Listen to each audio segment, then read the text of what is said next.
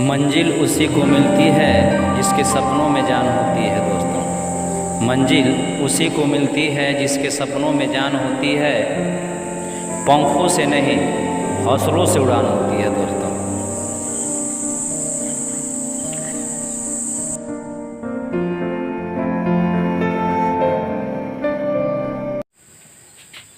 जय हिंद दोस्तों, आपका राजीव स्टडी सेंटर में स्वागत है।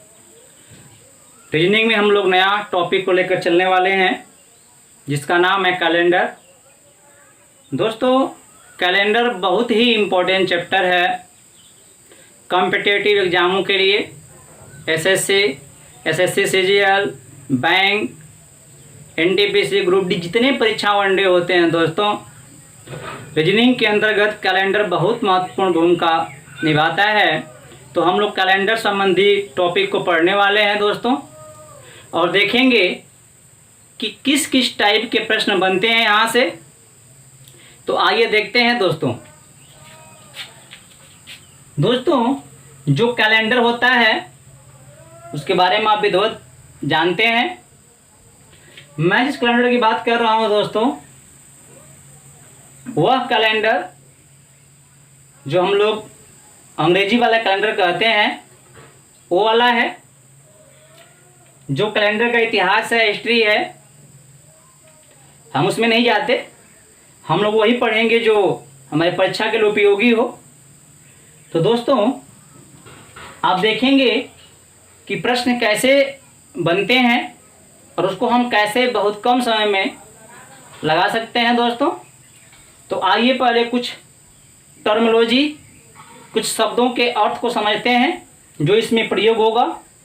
तो दोस्तों, पहला आता है वीक, सप्ताह। दोस्तों, सप्ताह से हम लोग परिचित हैं। सोमवार, मंगल, बुध, बेफे, शुक्रवार, शनिवार, आतवार, ये 7 दिन होते हैं जिसके समूह को एक साथ हम लोग सप्ताह बोलते हैं। अंग्रेजी में वीक बोलते हैं दोस्तों। तो सप्ताह का जो पहला दिन हम लोग मानते हैं वह सोमवार होता है।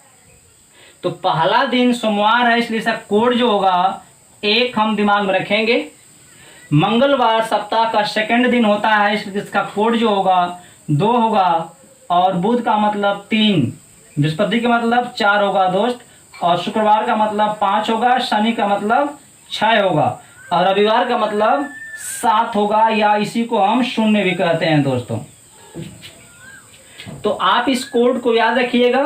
वास्तव में याद तो रखना ही नहीं है।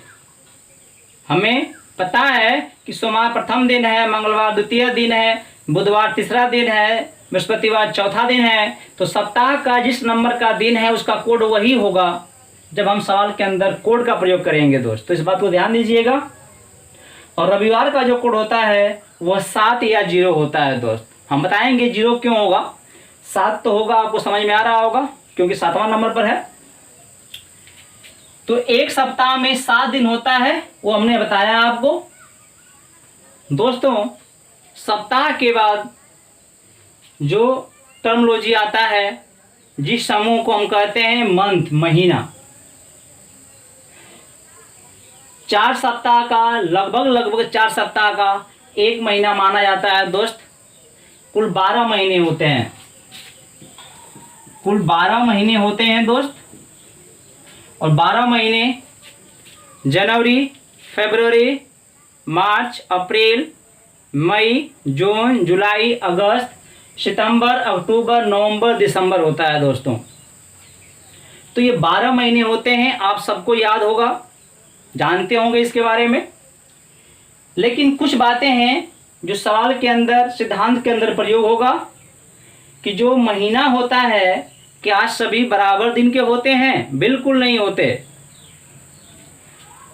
कुछ जो होते हैं 28 दिन का एक महीना माना जाता है। कुछ ऐसे महीना होता है जो 29 दिन का एक महीना माना जाता है, और कुछ 30 दिन का होता है, और कुछ 31 दिन का होता है दोस्तों। आइए हम देखते हैं कौन 28 का होगा, कौन 29 का होगा, कौन 30 का होगा दोस्तों। तो ध्यान दीजिएगा, 28 और 29 दिन का महीना बस एक ही होता है, वह होता है फरवरी। फरवरी होता है दोस्त।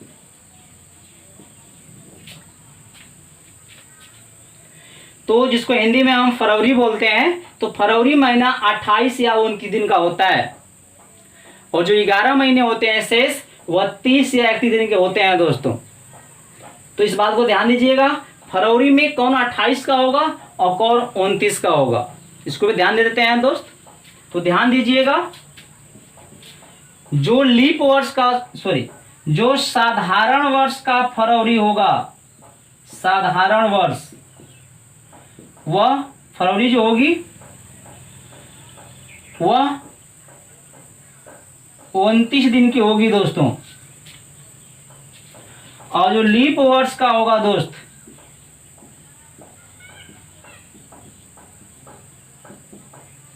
जो लीप वर्ष का होगा वह फरवरी 28 दिन का होता है दोस्तों। फिर से इसको सुन लीजिए, फरवरी महीना 28 या 29 दिन की होती है। साधारण वर्ष क्या है, लीप वर्ष क्या है, अभी हम देखने वाले हैं दोस्तों। और जो ये 30 और 31 दिन के महीने हैं, ध्यान दीजिएगा, इसका भी कुछ रूल है दोस्तों। अपनी मुट्ठी को, दाहिना मुट्ठी को आप ऐसे बांधेंगे तो आप पाएंगे कि कुछ उठा हुआ हिस्सा दिखाई देगा यहाँ पे और कुछ दबा हुआ। तो दोस्तों हम यहाँ से पता कर पाएंगे कि कौन 30 का कौन 31 का होगा दोस्त। तो ध्यान दीजिएगा, हम गिनती करेंगे जनवरी से और प्रथम वाले यहाँ उभरे हुए हिस्से से। तो जनवरी, फिर जो गड्ढा वाला है फरवरी, मार्च, अप्रैल, मई, जून, जुलाई, फिर यहाँ पे आ जाएंगे दोस्त अगस्त।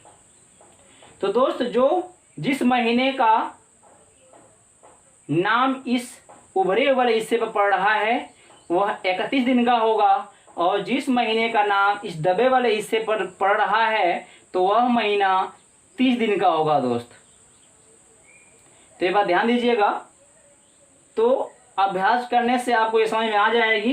तो हम कह सकते हैं कि जनवरी होता है 31 का, फरवरी 30 का नहीं होता, 28-29 का होता है, और मार्च 31 का, अप्रैल 30 का, मई 31 का, जून 30 का, जुलाई 31 का, अगस्त भी 31 का दोस्त। तो जुलाई और अगस्त दोनों लगातार हैं 31-31 के। तो दोस्तों हम कह सकते हैं कि फरवरी तो हो गई 28-29 की, और कितने 30 दिन वाले महीने हैं, 4 महीने का होता है दोस्त।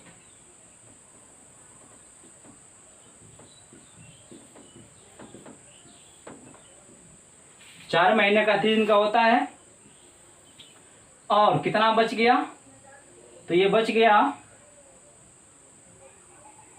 11 महीने थे, 11 महीने में से 4 महीने 30 दिन का हो गया, तो 7 महीने, 7 महीना जो होगा वह दोस्तों 31 दिन का होगा। तो ये बात ध्यान दीजिएगा। हम देख लेंगे कि कौन कौन महीना 4 जो होते हैं 30 दिन का होगा। तो अप्रैल हो जाएगा, जून हो जाएगा, सितंबर हो जाएगा और नवंबर हो जाएगा दोस्त, वह 4 दिन का होगा। और जो बाकी शेष बचेंगे वह 21 दिन के हो जाएंगे। तो दोस्त ये बार बार देखने से आपको याद सा हो जाएगा और ये बहुत ज़रूरी भी है, तो आप इसको देख लीजिएगा। दोस्तों हम देखते हैं लीप वर्ष क्या है। तो दोस्तों लीप वर्ष देखने के लिए आप सिंपल सा बात समझिएगा। लीप वर्ष, लीप वर्ष का मतलब होता है अधिवर्ष, हिंदी में कहते हैं उसको, और साधारण वर्ष। दोस्तों ऐसा वर्ष जो 4 से ना कटे, जैसे मान लीजिए 2019, यह 4 से नहीं कटेगा। 2021 4 से नहीं कटेगा दोस्तों। 2023 4 से नहीं कटेगा। ये सभी साधारण वर्ष हैं और जो 4 से कट जाएगा, जैसे मान लीजिए 2024, 2020, 2028, मतलब जो 4 से कट जाएंगे वो आपका लीप वर्ष या अधिवर्ष कहलाएंगे। दोस्तों इसमें थोड़ा सा और समझाना होगा, क्योंकि इसमें शताब्दी भी आती है, लीप शताब्दी। तो उसमें अक्सर लड़के फंस जाते हैं और गलती कर जाते हैं। थोड़ा सा उसमें केवल हमको ध्यान देना है, तो कोई फसान नहीं होगी। तो इस बात को हम लोग अगले वीडियो में पढ़ लेंगे कि लीप शताब्दी क्या होती है। और लीप वर्ष, साधारण वर्ष आप देख लिए, तो अगले वीडियो में इस पर हम लोग सवाल को हल करेंगे, सवाल समझेंगे, और बहुत सारे टाइप के सवाल आते हैं दोस्तों, जिसको हम देखेंगे। तो फिर अगले वीडियो में मिलते हैं दोस्तों, धन्यवाद।